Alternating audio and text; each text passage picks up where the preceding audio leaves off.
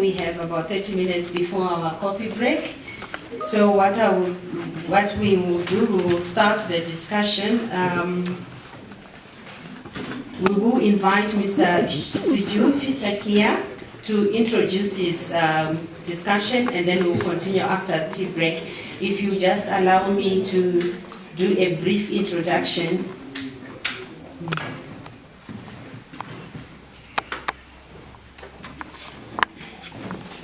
So to broaden our perspective, we turn to international experiences. Our next speaker is Mr. Siju Fitakia. He is the founder and CEO of Bid Management, a Nepal-based international consulting and financial advisory firm. He has worked extensively in Rwanda, Nepal, and India, therefore bringing multifaceted perspective on strategy, economic analysis, and the link between human behavior and the economy. He also chairs the Nepal Economic Forum and collaborates with firms across Asia and Africa, and is the author of several books, including Unleashing Nepal and Unleashing the Vajra. Did I say it right? Yes. Yeah. He is a chartered accountant with advanced training from Boston University, Harvard, and Columbia University. Please help me welcome Mr. Shakia.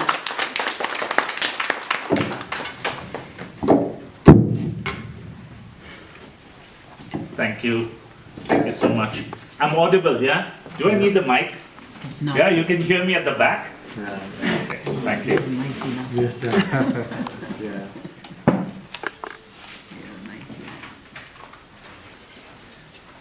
Okay. Thank you very much, Honorable Director General, esteemed fellow panelists, ladies and gentlemen. A year ago, and I'm more of a storyteller rather than being sort of, I'm not very good with speeches, so I tell stories. And I'll start a year ago in Kathmandu, in a very quaint cafe. I met Itai, who was visiting Nepal, and we discussed about what are the lessons we can learn from each other. And then we said, okay, I should come to Zimbabwe. And he said, you should come and share a story. And a year later, it happens. Thank you very much for getting me here, for all the logistics, and picking me up at the airport, to all the conversations we are having over the past 1 year. Thank you very much. So today what I'll try to do is, since I see a lot of young people, and I'm better when people ask me questions rather than me, sharing. I'll set the context with a few things. I just thought of 3 things that we'll talk about. As was mentioned, that I do work in, so I have this consulting firm. The office is based out of Kathmandu, Nepal, but we also, for the last 14 years, have been working in Kigali, Rwanda. So we have an office there, so yesterday I actually flew in from, transited in Kigali.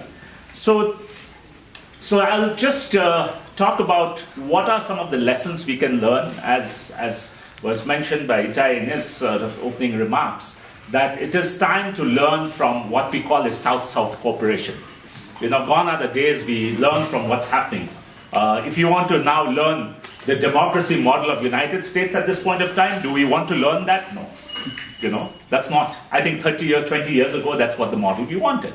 So things are changing. There are newer models that are emerging, newer countries that are emerging. And especially for me, staying in Nepal in between India and China, I'll come to that a bit. It has been a lot of learning.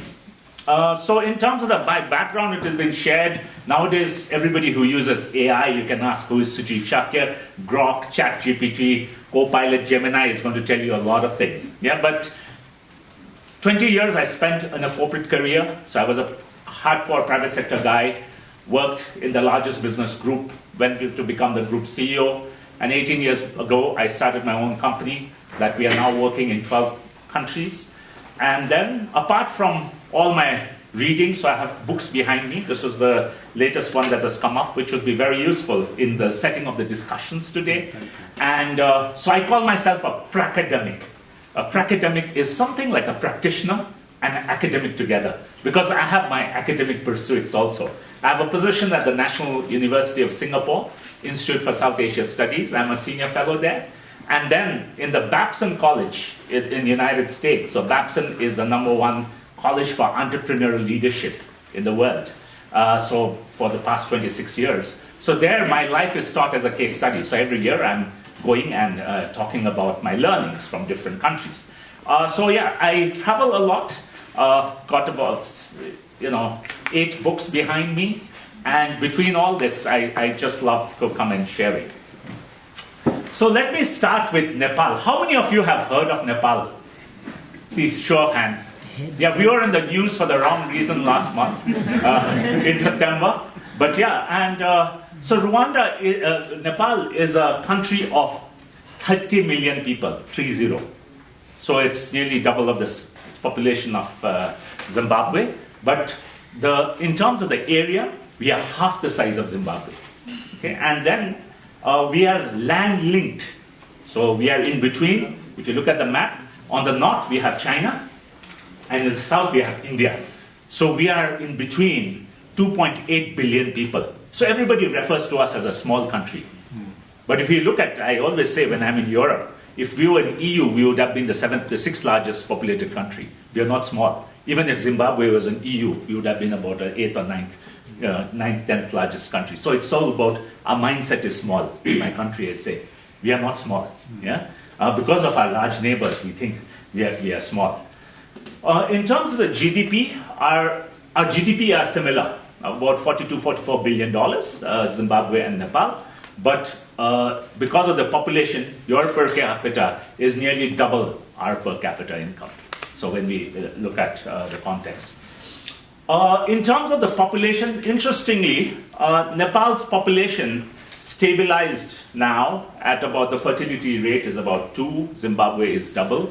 So currently, while our populations there's a nearly double, if we come to say 2043, when my book I talk about is about Zimbabwe would be 25 million people, 2050. We would be about 35 million people. The gap is, the fertility rate is higher. The Zimbabwe population is increasing. And as you're talking about Africa's population, I love to tell the world whenever I'm making presentations that Africa currently is 1.3 billion. But if you look at 2050, it is going to be 2.4 billion people.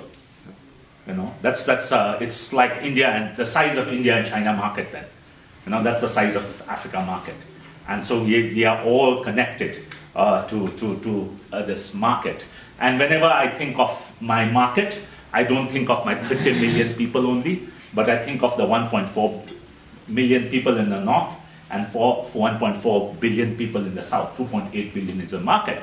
And that's what I tell whenever I'm in countries. I say that your market is not only your own country. Like, for instance, for Zimbabwe, Mozambique is your market, South Africa is your market, Botswana is your market, so is Zambia. So you put together, your market will run to about 120 million people. So that's how you can do business, and you are. So we will, I'll talk about the potential and some of the similarity stories. I really talk about being the advantage of being land-linked. Every time, you are in Nepal, everybody, if you ask a Nepali, they'll say, we are a landlocked, poor country, And I said, what is this concept, landlocked? Switzerland is landlocked. It's one of the richest countries in Europe. And I use the word land-linked. We are land-linked, like Zimbabwe is land-linked to 4 countries, and then to Africa. So rather than the word landlocked, I like to use the land-link. And so that's the sort of thing I look at. And also, as I just want to pick up where I left earlier to talk about the currency. And for Nepal, we were never colonized. Okay, so we fought with the British, and then in 1815, British took some of the territories, and they said that you come in the army. So how many of you have heard of the Gorkha soldiers? Gorkha soldiers? G-O-R-K-H-A. Okay, Gorkha soldiers. So part of 9% of British army are made out of Nepalis. So this is about 200 years ago. There was a treaty. So we are never colonized. And so we are the only country in South Asia that was not colonized, along with Bhutan. But we are very dependent on India in terms of economy, a lot of informal trade, very much like Zimbabwe and South Africa. But it was only in the 1965 we had our own currency. Till then we were using the Indian rupee. Like you yesterday, as you were moving around, I was paying the taxi in US dollar. The same thing in Cambodia. Yesterday I was sharing with Itai. It's the same thing in Cambodia. You use the US dollar as a currency. But in about 50 years, we've been independent with our currency. But our currency is pegged to the Indian rupee. We have a fixed peg with the Indian rupee at about 1.6 now. And that has helped. As Indian economy has grown, we have also benefited because of the stability of the Indian economy. And when we look at our neighborhood, we look at a country like Pakistan, which is India's neighbor. They have an independent monetary policy. And 10 years ago, our currency was similar. But now it has become, they are 300 rupees to the dollar. We are at about 150. So currency becomes also very important. And that's one of the discussions when I talk about lessons to learn.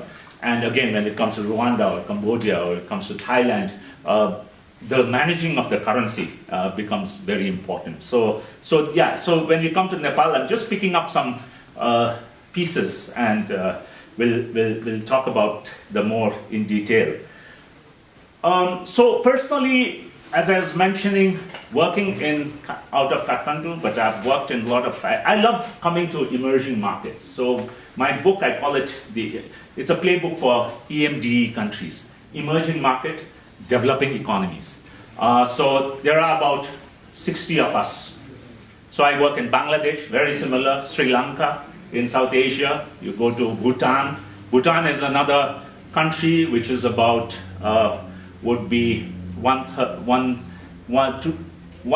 two-thirds the size of Rwanda, but with 800,000 people only. But they are doing some amazing stuff on tourism. So Cambodia, another country that came out of a lot of challenges. It just opened up in 1990. I was just in Vietnam in October. Thailand. So these are the countries. Laos, Myanmar is a bit of a challenge. So these are the countries I keep moving around. And then again, I spent some time in the United States, in Europe. So also see what is happening in those countries. And some of the work I do out of Europe, out of US. So it gives me, different lenses. And as we are talking about, Madam also mentioned about this whole global integration part of it. That is so important. As to say that we don't live in isolation. We don't exist in isolation anymore. Today, when we are browsing, somebody is putting up some reel on Instagram somewhere, and then that is what we are watching. Somebody in the US is using a Chinese platform, TikTok, and then we are watching it. That has changed. When we look at our phones, we don't know which part comes from which country. That is what is changing. The food we eat, to the clothing we wear, to the travel. Like, to come here, it was very interesting. What did I do? I fly Dubai, from Kathmandu to Dubai.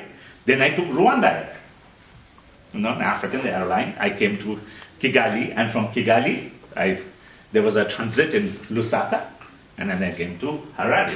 So you don't need only your airline. Yeah. So if you have, like in Nepal, Qatar Airways flies 4 times a day from Doha. I say that's my national airline because that's bringing me tourists. That's bringing me connectivity. Yeah? So if you cannot invest in an airline, get somebody else to do it. That's what Rwanda Air has done. It sold 49% of its airline shares to Qatar Airways and 60% of its airport to Doha International Airport. So they are building it. They know how to build airports. What is India doing? India has brought Zurich Airport to build their largest airport in Asia. They're building. Yeah. So it's not. So this is how the world is moving. And I try to understand how this world is moving. On one hand, again, because of the discourses around immigration, discourses around, protectionism, we are all getting, into our little bubbles. But at the same time, as the WTO Director General says, we are getting into a phase of re-globalization. It is globalization in a new way. That is what is changing. And when I look at these things and I look at what can be some of the things